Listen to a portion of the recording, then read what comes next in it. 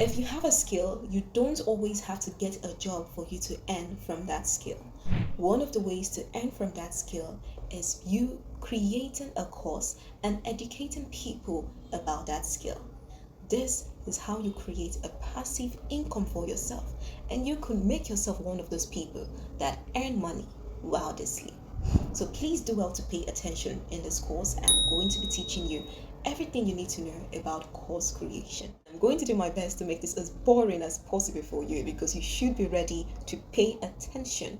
Okay, now I'm kidding, but do well to pay attention and be serious with this, right? This is not going to be some cartoon characters or things like that. We're talking serious business here, guys. We're talking serious business. If you know you want to make money work for you instead of you working for money, this is one of the best way to do so, or this is another route to do so.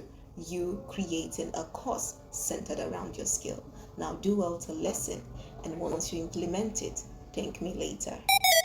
You can take control of your finances today and create a life of possibilities. Because when you understand your money, you can achieve your dreams. Let's talk about course creation for young entrepreneurs. And don't forget, this is You Discovery, and I am your host, Ivie Bukola.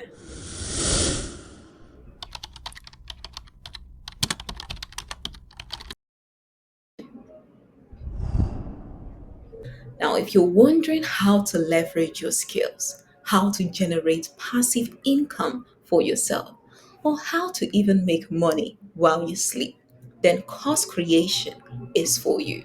Course creation is the process of turning your knowledge, your experiences, and your skills into an educational content that others can learn from. So you want to create this system, a skill acquisition system around a skill that you've learned.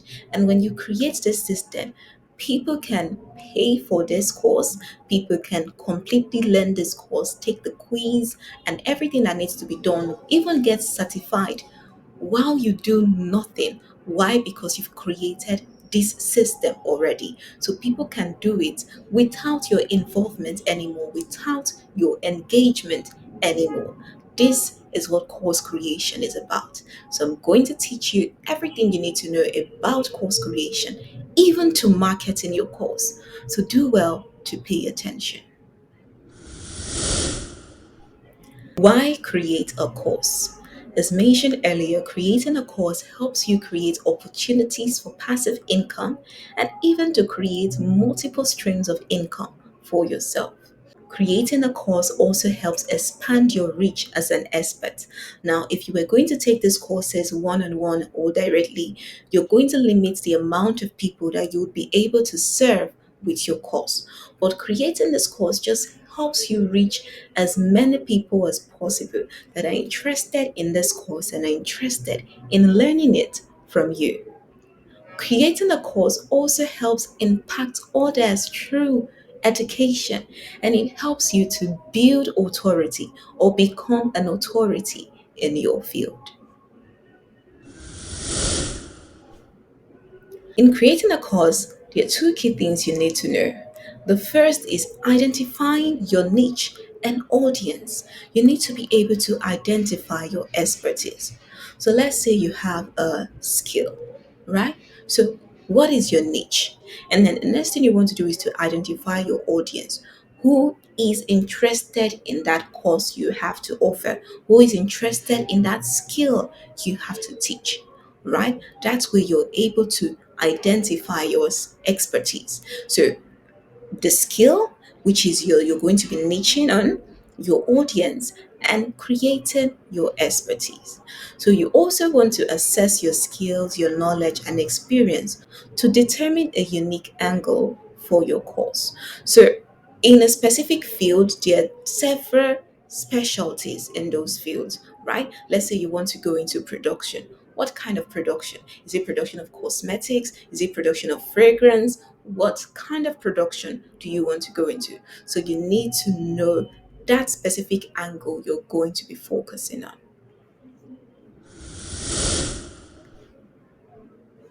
Now, in identifying your niche and your audience, you want to research your audience. In creating a course, you have to be willing to do the research because you must remember that this is a course that you can create for a lifetime. If you can create a course so good, it would be able to last years in the market and still maintain its value and quality. And this is why it is essential that you're ready to do the required research. Now, you want to define your ideal learners, their skill level, their goals, their pain points. You can use survey, social media, and forums to understand your audience's need. Analyze competitors and existing courses to find gaps in the market. Analyzing your competitors would help you know, okay, what can I do better, or what can I do unique? What can set me apart and make me unique from my competitors? And the next thing you want to do is to validate your course idea. Test your course idea by running free webinars or creating short form content on social platforms. So, these short form contents and free webinars would help you see if people are really interested in this course. And it will also help you to better understand what these people want. This is why it's essential that you collect feedback and measure interest before you fully commit to the course creation. So if you collect feedback and see that these people are interested, a good number of people are interested, you want to collect feedback to also know exactly what they want. So when you're now preparing your full course, you would not do something, you will not spend so much time, energy, resources in creating a course that people don't need, but you'll be able to tailor your course to give them exactly what they need, to give your audience exactly what they need. Now, structuring your course. In structuring your course, there are three things you want to do. The first is creating clear learning objectives. Define the specific outcomes your learners will achieve by the end of this course. Make these objectives measurable and action oriented. So, if you're giving a course, you don't just want to give some theoretical course that people will just learn and dump somewhere. You want to make sure that whatever course you're teaching is something that they can act on immediately, something that is practicable and with ease if possible. Right? And the next thing you want to do is to design your course curriculum. You want to break down your knowledge, organize your content into modules, lessons based on a logical learning flow. And when I say logical learning flow, you don't want to start with the complex part before you go into the easier part, right? You would want to start from the easier part and then take it down to the complex part. This way, your audience will be able to follow you, and once they are able to grasp that easy part, they can then be able to understand the more complex part. And in following a logical flow, it also helps you to know how to itemize your curriculum. For example, you will not take conclusion before introduction, right? So you know that from your introduction, you cover the definitions, the basics, the importance, and you keep moving until you get to the end of the course and your conclusion. So you model your structure or structure your model. Each model should have a clear focus, starting with fundamental concepts, like I said, and then moving more into the advanced topics. And the last is to create engaging content. You want to create things that people can engage with. You want to use videos, slides, PDFs, infographics, interactive contents to keep learners engaged. And at the end of each video, you want to include actionable takeaways, right? Things that they can go and start doing. And another way to create engaging content is to include quizzes, assessments, assignments in engaging, because in helping your readers, in helping your audience rather to engage with your course, it helps them to learn better. It helps them to better remember what they've learned. So you want to include these activities, assessments, quizzes, assignments, and real world applications into your course. For example, in our last CMRO course, I asked you guys to write a brief, like write a brief where you volunteer yourself to be the CMRO, the customer relationship manager of certain companies. So that way you're able to know how to apply real world scenarios, because that is what really happens in real life. You don't just learn a course and go dump it. You have to know how to apply that course, right? You have to know how to get a job with that course. This is why I do my best to always make sure that I hit home the essence of building a portfolio, building a resume with each course that I take, and I do my best to teach my audience how to do so. Tools and platforms for course creation.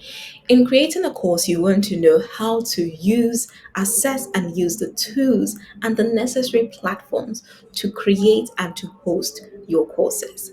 So, if you're going to be doing live course, if you're going to be doing live classes, maybe for your webinars, you want to use things like Zoom, your Loom, and even in recording your classes, right? Because if you're going to be doing video courses, you need to have them pre-recorded. The idea is for you to create a passive income where you can be sleeping and this money is rolling in. So you need to know how to create your videos. So a lot of people use Loom, a lot of people use Zoom, ScreenFlow to do screen recording. So if the course is on a platform where you want to record it, using these tools would help you to record them. Then in editing, you can use Camtasia, Final Cut Pro, Adobe Premiere, whatever editing tools. You can just research several editing tools or try out several editing tools. There are simpler ones out there, but if you're looking towards a more professional, long lasting course, you want to use something advanced that would stand the test of time, that would still be very valuable and still look very professional 5, 10 years along the line. So, this is why looking into Adobe Premiere Pro, for example, would be a good option. And in hosting your course, if you're going to be using self hosted platforms, you could use your website, your WordPress, you could use learning management systems. And in learning management system, this is when you say learning management system, this is basically a system that help you manage the learning of your students, of your candidates. So it would help you to create automated assessments, help to score these assessments and keep your progress in track. So that's what your learning management system is for. And then you also have third party platforms. By third party platforms, this means you actually uploading your course into an already existing platform like Udemy, like Thinkific, Kajabi, Teachable. So these are examples of already existing platforms that you can design your course and upload them there. So when you upload them there, if someone is interested in buying your course, a specific amount of money goes to this platform and the rest comes to you. So these are several ways to host your courses. Money. We're going into pricing your course. And pricing your course, there are several things to consider. And the three main one is to understand the value of your content. Consider the value of your content, your audience budget, and your competitors' pricing. It's very essential that you always look to study your competitors' pricing. So that way you know if you want to subsidize your price. If you're newly starting, it would be nice to subsidize your price to draw engagement and just draw people's interest, knowing that okay, if your competitors are selling their course for $50, for example, so you just starting out to gain attention, gain engagement, gain the marketing flow towards yourself, you can subsidize your price and make it $40, $30, $20.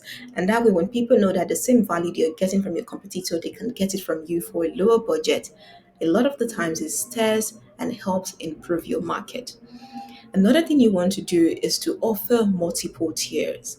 Now, this is where you see a lot of people offering basic, advanced, premium to cater to different needs. So, let's say you have a course, you can say, okay, if you want to learn this, and this, it falls under basic. Now, if you want to learn this, and this, and you get access to all of this, it falls under advanced. And then you can get the premium package where you can learn everything, even get 1 year or 10-year mentorship, become a lifetime members. You know just how to align those things and just create these tiers that people can fall under depending on their budget.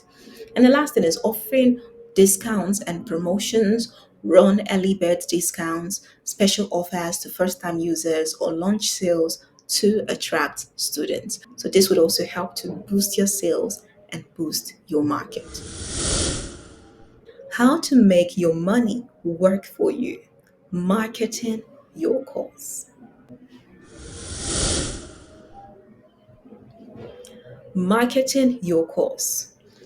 Now, in marketing your course, there's several things you need to take note of. One is building a pre launch audience. We already talked about this. Or in this situation, you're going to focus on creating an email list. So, a lot of the times when people work on their course, when they want to build their course, they wait until the course is ready before they start marketing it. Now, you want to do the opposite. And what you want to do is to start marketing your course before it is even launched. And this is what is called building a pre-launch audience. Now, when you start marketing your course and people start signing up and saying, okay, they want to buy this course, now you tell them it's going to be launched so and so date. But you have to make sure that that date you said it's going to be launched, you make sure to do your best to ensure that it is launched. So you can use social media, email list, blog posts to build anticipation before launching the course. Offer a free downloadable resource or webinar to build your email list. So this is you basically offering webinars and all. And from that webinar, you're able to say, okay, after this webinar, if you're interested in the more advanced sector of this course or in going deeper in this course, join our email list or join our platform and to anticipate the launch of this course. So that way you're gradually and constantly building your audience and continually building their anticipation for the course before it is even launched. And this way, by the time the course is launched, you would have a lot of people paying immediately, and you would even be able to secure funds to do more advertisements and more promotional activities. Now, talking about the promotional strategies, first, you should create a sales funnel using landing pages, email campaigns, and social posts. And secondly, you should leverage partnerships with influencers, bloggers, or other educators.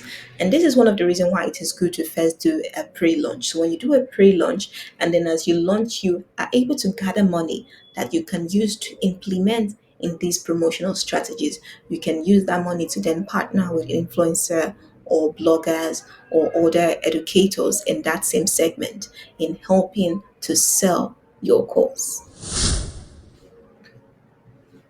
Launching your course. Launch strategies. Your launch strategies include soft launch to a small audience for testing. We talked about that already. And then you can run a formal launch event with live webinars, countdown timers, and promotional offers. Collect feedbacks and testimonials. Gather reviews and testimonials from your first batch of students to build credibility and refine the course. And lastly, stay consistent in creating and refining your content. The main point you want to know that in launching your course, you first launch to a small audience. It's called a soft launch. And then you can then run a formal launch audience through live webinars, promotional offers like your early birds and all. And when you collect all of these feedbacks and testimonials, you can then use that to build the main course. And don't forget to stay consistent in creating and refining your content. Finally, we're going to talk about the post launch and course maintenance and updates. So, after launching your course, you want to make sure you manage those audience that you've been able to garner. And the ways you do that is by engaging them, right? Engage your learners. Don't say because your course has been launched, you're just going to abandon them. If that's your choice, then. But if you have a social platform, you can use your social platform to engage your learners. You can offer Q&A sections. You can still do live webinars, update your course contents. So just do all of these things to make sure that you still stay relevant. This is because, as you know, you have a lot of competitors out there, and more competitors are still coming into the market. So having this system where you continue to manage your launch even after posting would help you to maintain loyal customers, loyal clients, loyal students that know that you're there for them and they can still count on you even after the course is over. And this brings us to the end of our class, and I want to say thank you for joining this class. So, in the comment section below, I want you to just highlight the several things that you learned in this video. I want you to highlight the things that really stood out to you in the course of this class. And if you have any question, please feel free to leave them in the comment section below. And one more thing, once you've created your course, Please do well to let me know. You never can tell if it's something I'm interested in or if I have specific people that are interested in that course. I might just be one of the educators to partner with you in launching your course. And as always, I love you and I cannot wait to see you in my next class. Bye bye.